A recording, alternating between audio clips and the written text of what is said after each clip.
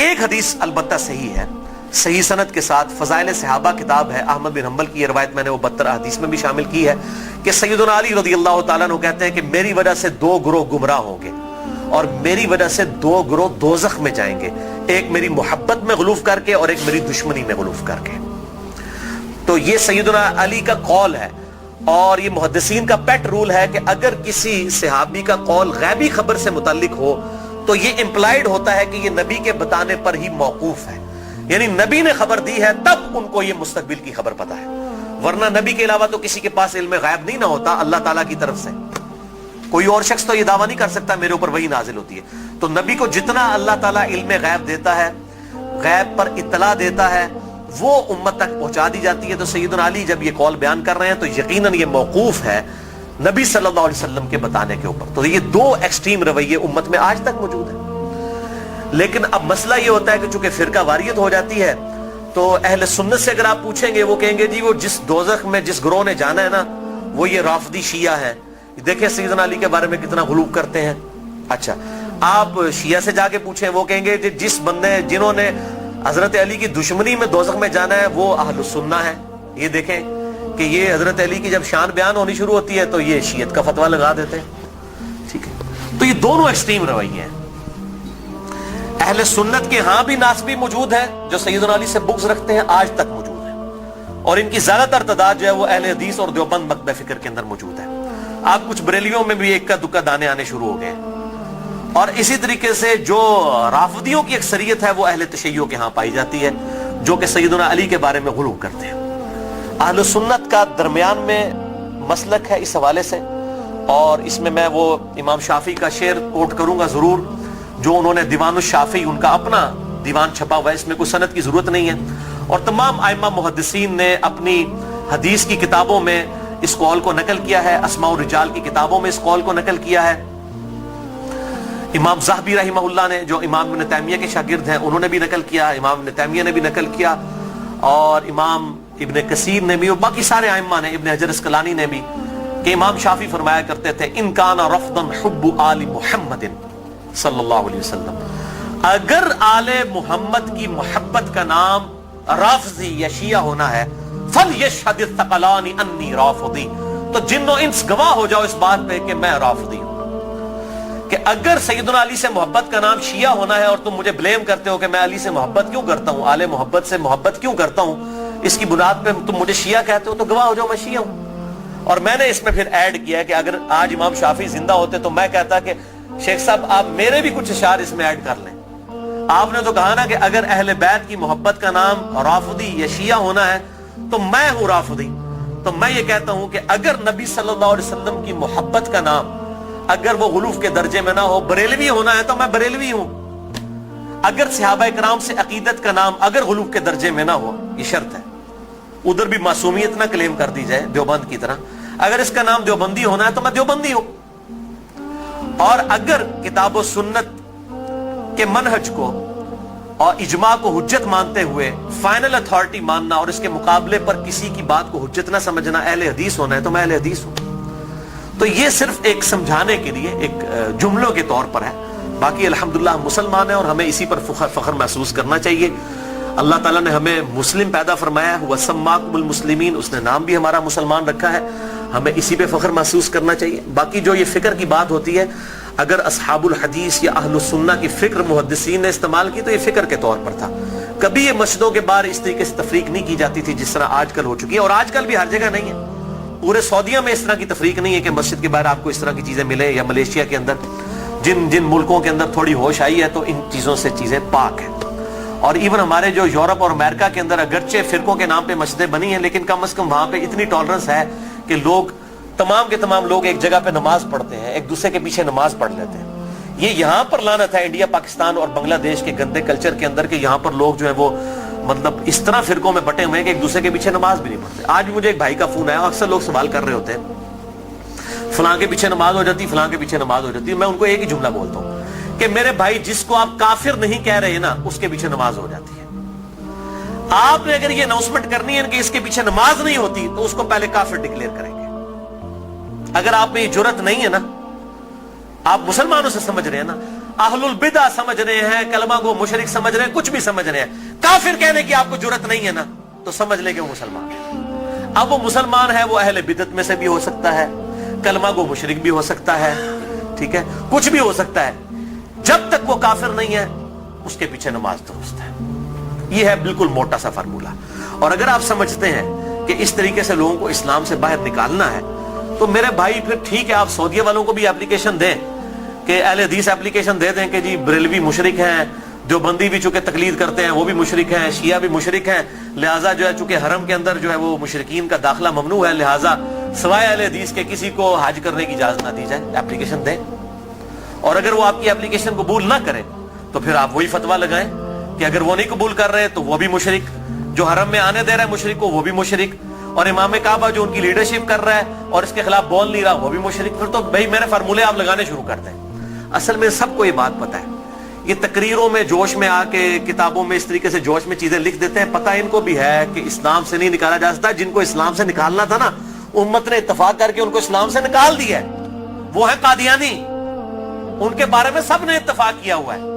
اگر کوئی قادیانیوں کے علاوہ کسی مسلمان کے فرقے کو جو انڈیا پاکستان بنگلہ دیش میں پایا جاتا ہے کافر سمجھتا ہے, تو بھائی اپلیکیشن پٹ کرے, آپ دیکھیں ذرا پھر ان کے ساتھ ہوتی کیا ہے. اہل حدیث کے خلاف پٹ کریں گے نا, وہ ساروں کے بابوں کا چٹا بٹا کھول دیں گے. آپ بریلویوں کے خلاف پٹ کریں گے, بریلوی اہل حدیث دیوبند شیعہ کے بابوں کا چٹا بٹا کھول دیں گے. شیعہ کے خلاف پٹ کریں گے نا, وہ ان کے سارے بابوں کو ننگا کر دیں گے. دیوبندیوں کے خلاف بات کریں گے, وہ ان کے بابوں کو ننگا کر دیں گے. کیوں کہ سب کے پاس تھوک کے حساب سے ایک دوسرے کے خلاف گمراہ کن نظریات جو ہے نا کتابوں کے اندر موجود ہیں. یہ اتنا سیدھا معاملہ نہیں ہے اس کو جس طریقے سے سمجھا جاتا ہے. تو یہ میرے بھائیوں بہت کریٹیکل ایشو ہے. جس کو آپ کافر نہیں کہہ رہے اس کے پیچھے آپ کی نماز بالکل درست ہے. یا جرت کریں کافر کہنے کی, پھر اگلی بات کریں. اگر آپ یہ جرت نہیں کر رہے تو یقیناً آپ مسلمان سمجھ رہے ہیں, ایک دوسرے کے پیچھے نمازیں بھی پڑھتے ہیں, پڑھیں, ایک دوسرے کے ساتھ نکاح بھی کریں, ایک دوسرے کے ساتھ معاملات بھی کریں, علمی طریقے سے ایک دوسرے کے ساتھ معاملات کو آگے لے کے چلیں. باقی تو حالت یہ ہو چکی ہے میرے بھائی کہ یہاں تو ایک فرقے کے جو لوگ ہیں ان میں کتنی پارٹی بازی ہیں. ایک گھر کے اندر ایک فرقے کے لوگ ہیں, ان میں پارٹیاں موجود ہیں. کوئی ایک جماعت کے ساتھ ہے, کوئی دوسری جماعت کے ساتھ ہے. وہ کہتا ہے جی قربانی دی کھال میں انہوں دینی ہے, وہ کہتا ہے میں انہوں دینی ہے. اور مولوی دا واس چلے تو تہاڈی بھی کھال کے اللہ کے لے جائے عید والے داڑے. بالکل کئی لوگ ایسے ملے ہیں, وہ کہتے ہیں جی ہم 2 بکرے اس لیے دیتے ہیں کہ جی وہ ہم نے ایک جو ہے وہ اس پارٹی کو دینا ہے, دوسری پارٹی کو دینا ہے, ورنہ وہ ناراض ہو جائے گی. اور دونوں کا مسئلہ ایک ہی ہے. اور اس کے علاوہ سیاسی بنیاد بھی جو ڈویژن ہوئی ہیں وہ الگ سے ہیں. تو ڈویژن تو بہت زیادہ ہیں. اور پھر کہتے ہیں جی وہ ہم آپس میں ایک دوسرے کو گمراہ تو نہیں سمجھتے, گمراہ نہیں سمجھتے. تو میرے بھائی ایک دوسرے کا اس لیول تک آپ رد کرتے ہیں کہ مسجدیں چھین لیتے ہیں ایک دوسرے سے. اگر گمراہ سمجھ رہے تو تبھی مسجد چھینتے ہیں نا. مسجد کیوں چھینی جاتی ہے کہ میرے والے کریں؟ تو یا سیدھا سیدھا پبلک کو بتائیں کہ یہ مسجد جو ہے یہ ہمارے چندے بٹورنے کے اڈے ہیں, تو چونکہ ادھر سے ہم نے چندے بٹورنے ہوتے ہیں, آپ کی چمڑیاں اتارنی ہوتی ہیں, اس لیے ہم مسجدیں آپ سے چھین رہے ہوتے ہیں. تو بتائیں پبلک کو, یہی بات ہو سکتی ہے نا. تو یا پھر اگر یہ نہیں کہہ رہے تو آپ ظاہر ہے دوسروں کو گمراہ سمجھ رہے ہیں. گن پوائنٹ کے اوپر ایک دوسرے کی مسجدیں چھینتے ہیں, لڑائیاں کرتے ہیں, اور پھر کہتے ہیں جی ہم ایک ہی ہیں. کوئی ایک نہیں ہوتے میرے بھائی. دیوبند کا مماتی گروہ, حیاتی گروہ, اتنے ایکسٹریم اختلافات ہیں آپ سوچ بھی نہیں سکتے. بریلویوں کے اندر آپ آ جائیں, دعوت اسلامی کو دیکھ لیں, اور ڈاکٹر طاہر القادری صاحب اور سیفیوں کی پارٹی, زمین آسمان کے اختلافات ہیں. اہل حدیث کے اندر آپ آ جائیں, وہاں پہ جماعت الدعوہ کو دیکھ لیں, جمعیت اہل حدیث کو دیکھ لیں, زمین آسمان کے اختلافات ہیں. میں مطلب جنہوں کہتے ہیں نا کہ پنجابی محاورت دائیاں کو نہیں ٹیڈ چھپے ہوتے ہیں, میں تو سارے نہ رہا, مجھے تو پتہ ہے ان کی سب کی کیا صورتحال ہے. چندوں کی بنیاد کے اوپر لڑائیاں ہوتی ہیں, اور بعض اوقات جو ہے وہ اسلحہ تک نکال لیا جاتا ہے, مسجدوں کے اوپر قبضہ کر لیا جاتا ہے, مسجدیں بند ہو جاتی ہیں. ہمارے خود اسلام آباد میں ایک اہل حدیث کی مسجد 1 سال تک بند رہی ہے, صرف 2 پارٹیوں کے جھگڑے کی وجہ سے. اور پھر الٹیمیٹلی جو ہے وہ بڑی مشکل کے ساتھ ایشو جو ہے وہ ریزالو ہوا. اور اس حد تک ہو گئی کہ امام مسجد کو دھمکی لگائی جاتی تھی, اگر تو نے ادھر جا کے امامت کرائی نا تو تیری لتاں باندھ دیں گے, اس لیول تک. اور اس مسجد کے دائیں طرف ایک پارٹی نے خیمہ لگایا, بائیں طرف ایک پارٹی نے خیمہ لگایا, دونوں جو ہے وہ نمازیں پڑھا رہے ہیں, اور دونوں نے اب سپیکر لگائے ہوئے ہیں اور ایک دوسرے کی طرف رخ کیے ہوئے ہیں, نمازی اندر 4-5 ہیں. یہ حالت ہے مولویوں کی. تو میں یہ سمجھتا ہوں کہ اسلام کے خلاف سب سے بڑی سازش جو ہے نا یہ علماء ہے. اور یہ بات میری بری نہ مانیے گا, سورہ الاعراف کے اندر اللہ تعالیٰ نے آیت نمبر 175 آنورڈ اگر آپ پڑھنا شروع کریں گے تو اللہ تبارک و تعالی نے علماء سو کی مثال جو ہے کتے کی سی دی ہے. اللہ تعالیٰ فرماتا ہے یہ جو علماء، بلعام بن باورا ایک بہت بڑا عالم تھا یہودی، اس کی مثال اللہ تعالیٰ نے دی ہے کہ اس کی مثال کتے کی سی ہے کہ اس کو کوئی چیز ملتی ہے تب بھی یہ زبان ہانپتا رہتا ہے، نہ ملے تب بھی ہانپتا رہتا ہے، کہ وہ لالچی ہے نا. یعنی کتے کا کام یہ ہے کہ وہ لالچ میں زبان باہر نکال کے رکھے، چاہے پیٹ بھرا ہوا ہو یا نہ ہو. علماء کی مثال اللہ تعالیٰ نے کتے کی دی ہے قرآن حکیم کے اندر. آپ اندازہ کریں کتنی سخت مثال ہے. ہم بھی یہ بات کرتے ہیں، پنجابی ایک محاورہ ہے کتی چورانا رلی ہے، سنے ہیں نا. یعنی چور سے بچانے کے لیے، گھر کی حفاظت کے لیے کتا رکھا جاتا ہے. جب کتا ہی چوروں کو بتانا شروع کر دے کہ فلاں قیمتی مال فلاں جگہ پہ اس کو لوٹ لو، تو اس کو پنجابی میں کہا جاتا ہے کتی چورانا رل گئی ہے. یعنی کتا جو ہے وہ الٹا چوروں کے ساتھ مل گیا ہے. ہمارے علماء کی بھی مثال یہی ہے، وہ علماء جو اپنی پبلک کو یہ کہہ رہے ہیں قرآن و سنت ڈائریکٹ نہ پڑھنا گمراہ ہو جاؤ گے. تو یہ اس سے بڑی کیا دشمنی ہے؟ ہم غیر مسلم کو کیسے قرآن پیش کریں گے اگر ہم اپنے مسلمان بھائی کو یہ کہہ رہے ہیں قرآن ڈائریکٹ نہ پڑھنا گمراہ ہو جاؤ گے؟ کیوں کہہ رہے ہوتے ہیں؟ کیونکہ ان کو پتہ ہے قرآن میں وہ کچھ لکھا ہے جو ہمارے عقیدوں، ہمارے بابوں کے عقیدوں کے خلاف ہے. اگر یہ بات کریں گے تو گمراہ ہی ہوگا نا. تو یہ جو پٹی پڑھا رہے ہیں، مجھے پتا ہے اس سے بڑے اسلام کے دشمن کون ہیں. اب آپ ان کی پگڑیوں سے، داڑیوں سے، تسبیحوں سے، ان کی شکلوں سے دھوکہ نہ کھائیں. اسلام کے بہت بڑے دشمن ہیں یہ لوگ. اللہ تعالیٰ ان کے شر سے محفوظ فرمائے. تو بات کہاں سے کہاں نکل گئی. اللہ تعالیٰ فرماتا ہے ہم نے ماں باپ، ان کو ماں اور بیٹے دونوں کو جہان والوں کے لیے بہت بڑی نشانی بنایا تھا. ان ھذہ امتکم امۃ واحدہ، اے نبیوں کے ماننے والوں یہ سب کی سب امتیں، تمام نبیوں کے پیروکار اور انبیاء کی تعلیمات ایک ہی تھی. وَأَنَا رَبُّكُمْ فَاعْبُدُونَ، اور میں تمہارا رب ہوں پس میری ہی عبادت کرو.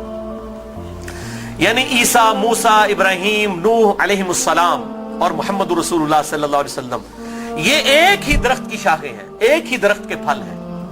یہ کوئی ڈیفرنٹ تعلیمات نہیں ہے، بنیادی عقائد سیم ہے.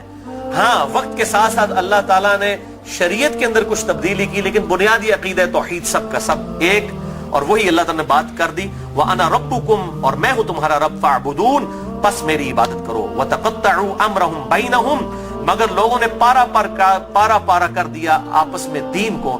کُلٌّ إِلَيْنَا رَاجِعُونَ، سب کے سب کو لوٹ کر ہمارے پاس آنا ہے.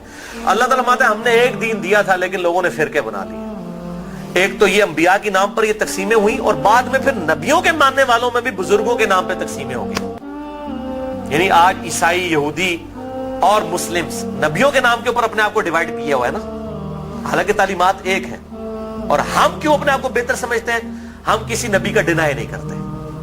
لا نفرق بین احد من رسلی، ہم ایمان لانے میں کسی نبی میں فرق نہیں کرتے. لیکن یہودیوں کو دیکھ رحمہ اللہ کا قول ہے، وہ فرمایا کرتے تھے اس امت کے آخری حصے کی بھی ہدایت ویسے ہی ہوگی جس طرح کے ابتدا کے حصے کی ہوئی تھی.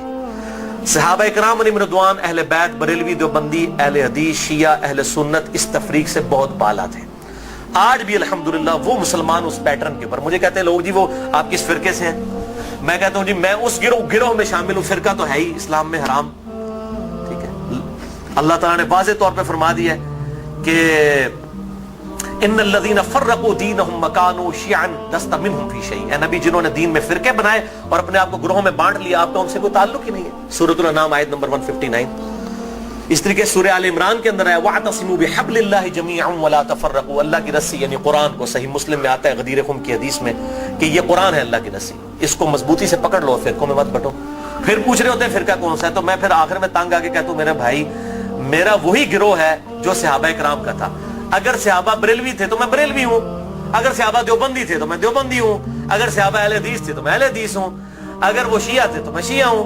وہ کہتے ہیں نہیں جی صحابہ تے مسلمان ہی سن، لیکن ہون لوڑ پیندی ہے. تو میں کہتا ہوں میرے بھائی آج ضرورت کس طرح پڑ رہی ہے؟ اگر آج ضرورت پڑ رہی ہے تو نبی صلی اللہ علیہ وسلم کا کام تھا یہ امت کو بتا کے جاتے کہ میرے بعد یہ ہوگا، تو جو اس فرقے کا نام ہوگا وہ صحیح ہوگا. بتائیں. صرف ایک بات آپ نے فرمائی، الجماعہ کو پکڑ لینا، امت کی مین سٹریم کو. اور میں آپ کو بتاؤں امت کی مین سٹریم جو ہے نا عام مسلمان، وہ فرقہ واریت سے بالکل لا تعلق ہو چکا ہے. اور خصوصاً ابھی جو نیو مسلم ہیں وہ اپنے آپ کو مسلمان محسوس کرنے میں ہی فخر محسوس کرتے ہیں الحمدللہ. تو اللہ تعالی ہمیں توحید پر بھی کاربند رکھے اور توہین رسالت سے بھی بچائے. نبی صلی اللہ علیہ وسلم کی سچی عقیدت نصیب فرمائے، اپنی موت سے پہلے پہلے اپنی قبر و آخرت کی تیاری کرنے کی توفیق عطا فرمائے۔ سبحانک اللہم و بحمدک، اشہد ان لا الہ الا انت، استغفرک و اتوب الیک، وما علینا الا البلاغ المبین۔